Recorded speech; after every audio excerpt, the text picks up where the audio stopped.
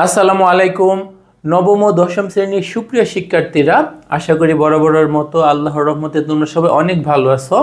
তোমাদের যেটা general math বা সাধারণ গণিত, সেটা দ্বিতীয় অধ্যায়ে আমরা পড়াচ্ছি। আজকে হচ্ছে আমাদের লেকচার 7। তো লেকচার 7, লেকচার 8 এবং লেকচার 9, এই তিনটা লেকচারের মাধ্যমে তোমাদের যে দ্বিতীয় অনুশীলনীটা, দ্বিতীয় অধ্যায়ের যে সেকেন্ড অনুশীলনীটা 2.2 বা 2.2 সেটা করাবো। তার মানে আজকে লেকচার 7, লেকচার 8, লেকচার 9 এই তিনটা ক্লাসের মাধ্যমে তোমাদের দ্বিতীয় অনুশীলনীটা শেষ হবে। তো আমরা সেট এবং ফাংশন পড়াচ্ছি, যেহেতু আজকে লেকচার 7, অধ্যায়টা ভালো করে আয়ত্তে নেওয়ার জন্য 1 থেকে 6 পর্যন্ত লেকচারগুলা কমেন্টের লিঙ্ক থেকে অথবা ডেসক্রিপশন বক্সের লিঙ্ক থেকে অবশ্যই দেখে নিবা। তো 2.2 এর প্রথম দিকের অঙ্কগুলো আবার এমসিকিউ। তো আমরা প্রথমে এগুলো সলভ করি। দেখো আমাদের কি আছে। আমাদের প্রথম যেটা অনুশীলনী 2.2 এর তোমাদের বইয়ের একদম 1 নাম্বার যেটা বলছে 8 এর গুণনীয়ক সেট কোনটা। গুণনীয়ক মানে কোনগুলা, যেগুলা দ্বারা 8 কে ভাগ করা যায়। 8 এর গুণনীয়ক কোনগুলা, যেগুলা দ্বারা 8 কে ভাগ করা যায়। দুইটা শব্দ, তাই না? একটা হচ্ছে গুণনীয়ক, আরেকটা কি গুণিতক। গুণিতক যেন কোনগুলা, গুণিতক মানে যেগুলা নামতা পড়লে পাবা। গুণিতক কোনগুলা, যেগুলা নামতা পড়লে পাবা। আর গুণনীয়ক কোনগুলা, যেগুলা দ্বারা 8 কে নিঃশেষে ভাগ করা যাবে। তার মানে ওই যে আমরা যে ছোটবেলায় এভাবে বের করতাম, 8 কে আমরা 1 into 8 লিখতে পারি। 2 দিয়ে কি যায়, 2 into 4। এছাড়া কি আর কিছু দেওয়া যায় না। তাহলে 8 এর গুণনীয়কের সেটে কে কে থাকবে, 1 থাকবে, 2 থাকবে, 4 থাকবে, 8 থাকবে। যদি এমসিকিউর ক্ষেত্রে আলাদা লিখে এভাবে নেওয়ার দরকার নেই, বাট ফার্স্ট টাইম যেহেতু তোমরা বুঝে নিচ্ছ, তাইলে 8 এর গুণনীয়কের সেটে এই 4টা সংখ্যা থাকবে, 1, 2, 4, 8।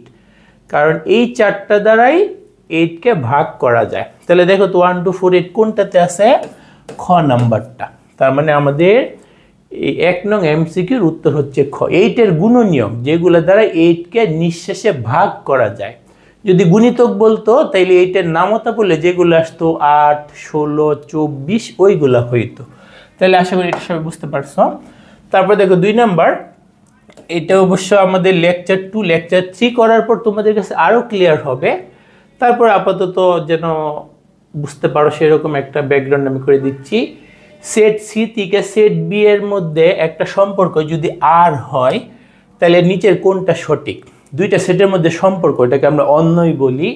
সি সেট থেকে বি সেট, সি সেট থেকে বি সেটে যত প্রকারের সম্পর্ক হইতে পারবে সবগুলা পাওয়ার জন্য আমাদের প্রথমে সি পরে বি নিয়ে কার্তেশীয় গুণজ করতে হয়। সি সেট থেকে বি সেটে যত প্রকার সম্পর্ক, সি সেট থেকে বি সেটে যত প্রকার সম্পর্ক হইতে পারে, একদম সব সম্পর্ক পাইতে হলে কি করতে হবে, সি থেকে বিতে তখন সি আসবে আগে, বি যাবে পরে, তারপর কার্তেশীয় গুণজ করলে সকল সম্পর্ক পাওয়া যাবে। তাহলে সকল সম্পর্কের একটা সম্পর্ক হচ্ছে আর। তার মানে আর এই যে কার্তেশীয় গুণজের পেটের ভিতর আছে। আর যদি কার্তেশীয় গুণজের পেটের ভিতর থাকে, আর যদি কার্তেশীয় গুণজের পেটের ভিতর থাকে, তাহলে আর হবে এইটার একটা উপসেট। আর হবে এটার একটা উপসেট। কারণ সি থেকে বিতে যত সম্পর্ক হইতে পারে, দাদা দাদি, নানা নানি, খালা খালু, ভাই বোন, সবগুলা তুমি কিভাবে পাবা, সির সাথে বি, সি কে আগে রাইখা বি কে পরে রেখে কার্তেশীয় গুণজ করলে। এর মধ্যে একটা সম্পর্ক মনে করো দাদা, তাহলে দাদা তো সকল সম্পর্কের মধ্যে একটা মাত্র, তাই না? এখানে যেহেতু সকল সম্পর্ক আছে, একটা সম্পর্ক সকল সম্পর্কের উপসেট। কোন একটা নির্দিষ্ট সম্পর্ক সকল সম্পর্কের উপসেট। তার মানে আমাদের এই ক্ষেত্রে গ নাম্বার উত্তরটা কিন্তু সঠিক। ঠিক আছে, দুইটা সেটের মধ্যে সকল সম্পর্ক পাইতে হলে কি করতে হয়, যেটা থেকে যেটা প্রথম সেটটা আগে, দ্বিতীয় সেটটা পরে দিয়া কার্তেশীয় গুণজ করলে সকল সম্পর্ক। আর একটা নির্দিষ্ট সম্পর্ক সকল সম্পর্কের অন্তর্ভুক্ত, একটা নির্দিষ্ট সম্পর্ক সকল সম্পর্কের অন্তর্ভুক্ত, সেই জন্য আর হচ্ছে সি ক্রস বির উপসেট। ওকে, এরপরে দেখো আমাদের এ সেট দিয়ে দিছে 1 আর 2, বি সেট দিয়ে দিছে 2 আর 5। তারপর বলছে এ ইন্টারসেকশন বি, এই দুইটার মধ্যে ইন্টারসেকশন করলে কি হবে, আমরা তো জানি ইন্টারসেকশনে শুধু কমনগুলা নিতে হয়। ইন্টারসেকশনে শুধু কি নিতে হয়? কমনগুলা নিতে হয়। এ ইন্টারসেকশন বি করলে শুধু কমন যেটা সেটা আসবে। বলো তো এখানে কমন কি? দেখতেই পাচ্ছ 2। তাইলে আমাদের ইন্টারসেকশনের উপাদান কয়টা? একটা। তাইলে পাওয়ার সেট এখানে কিন্তু একটা উপাদান। কয়টা উপাদান? একটি উপাদান। অনেকে এই যে ভিতরে 2 থেকে বলে ফেলে যে 2টি উপাদান, একটা সংখ্যা, তাই না? এখানে 2 বা 2 কোটি থাকলেও সংখ্যা তো একটা, তাই না? একটা উপাদান। তাইলে পাওয়ার সেটের উপাদান সংখ্যার জন্য আমাদের কিন্তু একটা সূত্র আছে। এমনিতেও তুমি উপসেট বের করে পাওয়ার সেট বেরও করে বলতে পারো বা সূত্র দিয়েও বলতে পারো। একটা সেটের উপাদান সংখ্যা যদি n হয় তাহলে পাওয়ার সেটের উপাদান সংখ্যা হচ্ছে 2 টু দি পাওয়ার n। পাওয়ার সেটের উপাদান সংখ্যা কত? 2 টু দি পাওয়ার n। তাহলে আমাদের এখানে n এর মান কত? 1। এখানে n এর মান কত? 1। তার মানে 2 টু দি পাওয়ার 1 মানে 2টি। p অফ a এর উপাদান কয়টি? আমি একটু বেশি বেশি লিখে দিচ্ছি, বাট ব্যাখ্যা করে দিলে তো একটু বেশি বেশি বুঝিয়ে দিতে লিখতে হয়। তুমি যখন নিজে সলভ করবা কিচ্ছুই লেখা লাগবে না। দেখবে এ দেওয়া আছে, বি দেওয়া আছে, এ ইন্টারসেকশন বি করলে 2 আসতেছে, মানে একটা উপাদান। তাইলে 2-র মাথার উপর এইটার উপাদান সংখ্যা বসাবা। এটার উপাদান কয়টা? একটা। তাহলে 2-র মাথার উপর 1, তার মানে ক্যালকুলেশন করলে 2 হয়। তাহলে পাওয়ার সেটের সদস্য সংখ্যা হবে 2টা। পাওয়ার সেটের সদস্য সংখ্যা কয়টা হবে? 2টা। কারণ টার্গেট সেট বা আমাদের ভিতরে যে সেট ইন্টারসেকশন সেট তার উপাদান যদি একটা হয় তাহলে পাওয়ার সেটের উপাদান সংখ্যা তো এই যে 2 টু দি পাওয়ার n, ওই সূত্র দিয়ে আমরা বের করে কয়টা পাচ্ছি? 2টা পাচ্ছি। তাহলে আশা করি 3 নাম্বারটা সবাই বুঝতে পারছো। তারপর দেখো 4 নাম্বার, নিচের কোনটি x belongs to n 13 greater than মানে 13 less than x less than 17 এবং x মৌলিক সংখ্যা। তাইলে x গুলো হচ্ছে স্বাভাবিক সংখ্যার সেটের উপাদান 13, 17। তুমি স্বাভাবিক সংখ্যা সবগুলো লেখার দরকার নাই। 13 আর 17 প্রসঙ্গ যেহেতু আসছে, 13, 14, 15, 16, 17 এগুলাই শুধু লেখো। সব স্বাভাবিক সংখ্যা লেখার দরকার নাই। 13 আর 17 যেহেতু উল্লেখ আছে, 13 থেকে 17 পর্যন্ত সবগুলো লিখলাম। এখন যেগুলো নিব সেগুলো হবে মৌলিক সংখ্যা 13 থেকে বড়। 13 থেকে বড় মানে এখান থেকে স্টার্ট। 17তে সে 17 ছোট। তাহলে এইখান থেকে এইখান পর্যন্ত আমাদের দেখতে হবে 13 থেকে বড়, 17 থেকে ছোট। যেই স্বাভাবিক সংখ্যাগুলো তুমি নিবা, তুমি যে ওই রকম এক্স যেগুলো স্বাভাবিক সংখ্যা, কত কেমন ওদের বৈশিষ্ট্য? 13 থেকে বড়, 17 থেকে ছোট। 13 থেকে বড় মানে 14, 15, 16 এগুলা, আবার 17 থেকে ছোট মানে 16 পর্যন্ত। এখন আবার মৌলিক সংখ্যা হইতে হবে। 14 মৌলিক সংখ্যা না, কারণ জোড়গুলা একমাত্র 2 হচ্ছে জোড় মৌলিক সংখ্যা, বাকি যে কোনো জোড় সংখ্যা মৌলিক না। তাহলে 14 বাদ, 16 বাদ।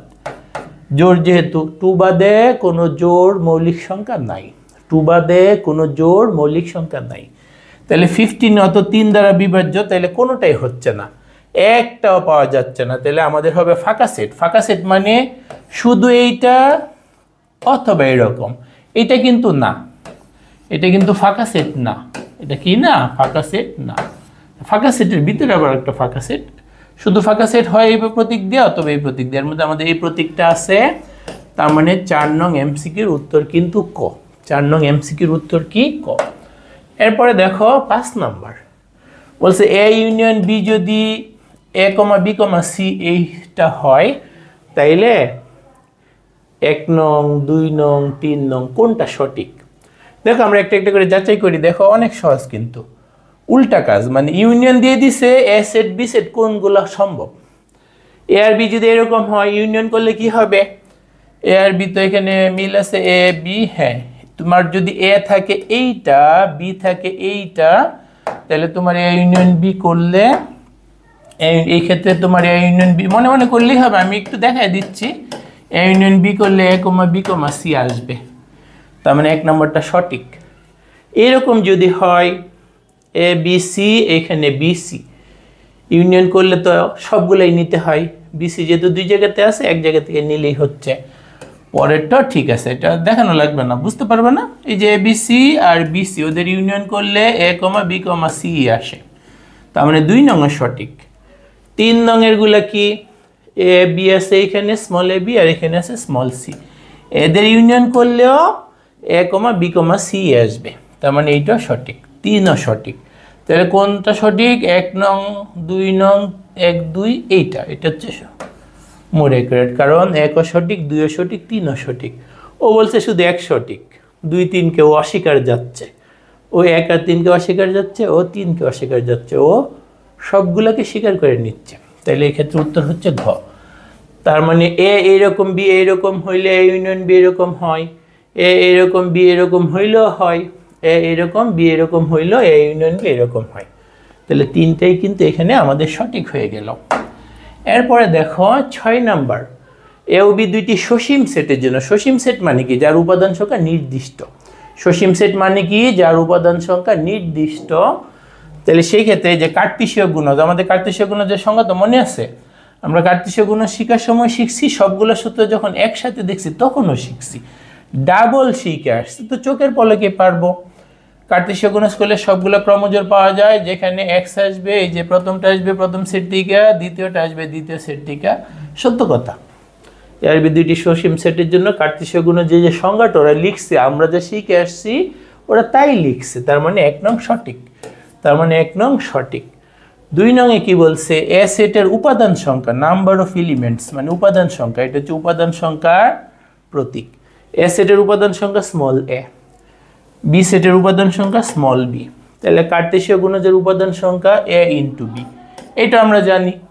একটা সেটের উপাদান সংখ্যা যদি 5 হয়, পরে আরেকটা সেটের উপাদান সংখ্যা যদি 2 হয়, তাহলে তাদের কার্তেশীয় গুণজের উপাদান সংখ্যা হবে 5 ইন্টু 2।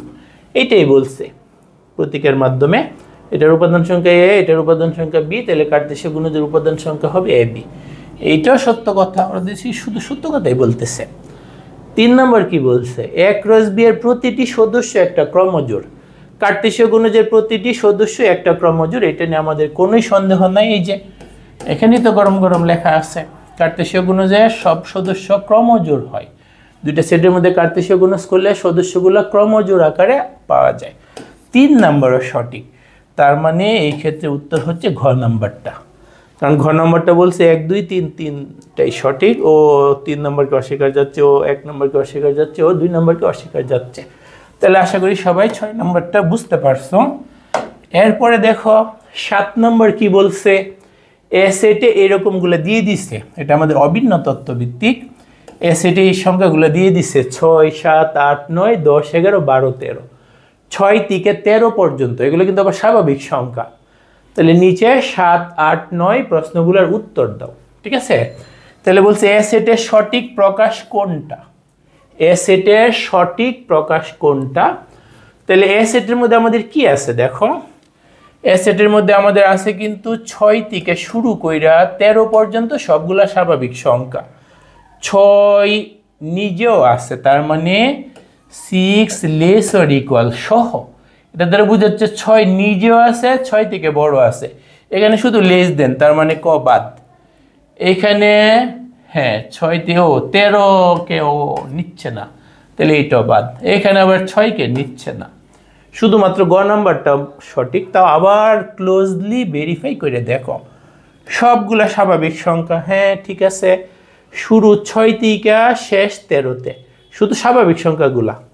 ওরা বলছে এক্স হচ্ছে স্বাভাবিক সংখ্যা যেগুলা 6 সমান বা বড়, 13 সমান বা ছোট, তাইলেই কিন্তু সবগুলা চলে আসে, বুঝতে পারছো। তাইলে 7 নংয়েরটা কোনটা সঠিক, গ নাম্বারটা। 7 নংয়েরটা কোনটা সঠিক, গ নাম্বারটা। আশা করি সবাই এটা বুঝতে পারছো। ওকে, কারণ এই সেটটাকে সেট গঠন পদ্ধতিতে প্রকাশ করলে এরকম হয়, আর এটাকে তালিকা পদ্ধতিতে করলে এটা হয়।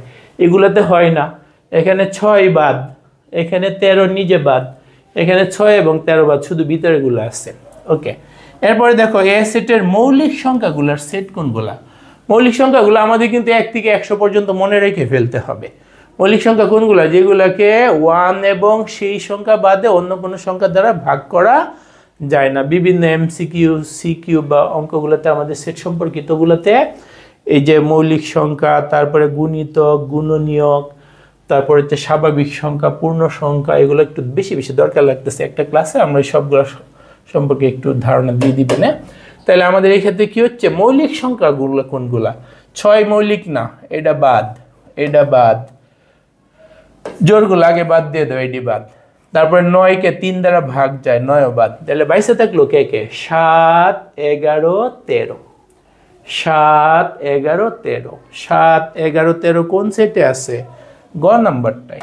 তার মানে আমাদের 8 নংটার উত্তর কিন্তু গ নাম্বারটা, তাই না? বলছি কি, এ সেটের মৌলিক সংখ্যাগুলো নিয়ে এ সেটে যেগুলো আছে ওইগুলোর মধ্যে মৌলিকগুলো আলাদা করে আরেকটা সেট বানাইতে। তাইলে গ নাম্বারটা ঠিক আছে। ওকে, 9 নাম্বারটা কি বলছে? এ সেটের 3-এর গুণিতক, আগের অঙ্কে ছিল গুণনীয়ক, এখন গুণিতক। গুণিতক মানে নামতা পড়লে যেগুলো পাবা। গুণিতক মানে কি? নামতা পড়লে। 3-এর নামতা পড়লে কোনগুলো পাওয়া যাবে দেখো তো। 3-এর নামতা পড়লে 6 আসবে, 9 আসবে, 12 আসবে। 3-এর নামতা পড়লে এইগুলোর মধ্যে থেকে, এ সেটের গুলোর মধ্যে থেকে 3-এর নামতা পড়লে কোনগুলো পাবো? গুণিতক মানে নামতা। গুণিতক মানে নামতা। 6, 9, 12। 6, 9, 12 নিয়ে কোনটা? ঘ নাম্বারটা। 6, 9, 12 নিয়ে কোনটা? ঘ নাম্বারটা। ঠিক আছে, তাহলে আশা করি 1 থেকে 9 পর্যন্ত সবগুলো অঙ্ক তোমরা বুঝতে পারছো। আমরা তো 2.2 করতেছি, আরও 2টা লেকচার লাগবে, ওই 2টা লেকচারও দেখে নিবা, হয়তো 2 একদিনের মধ্যে আপলোড হয়ে যাবে। তাইলে তোমাদের সেট ও ফাংশন অধ্যায়টা ভালো করে তাতে শেষ হয়ে যাবে, আরও কিন্তু 2টা লেকচার করার পরে ইনশাআল্লাহ। তারপর আমরা অনেকগুলো এমসিকিউ, প্রয়োজনে 100টা এমসিকিউ সম্বলিত ক্লাস নিব, সিকিউ নিব, রিভিশন ক্লাস নিব। আপাতত যেহেতু বইয়ের অঙ্কগুলো শেষ হয়ে যাবে, তোমরা বইয়ের অঙ্কগুলো শেষ করে বারবার রিভিশন দিতে থাকবা, তাইলেই সর্বোচ্চ ভালো প্রস্তুতি নেওয়া সম্ভব।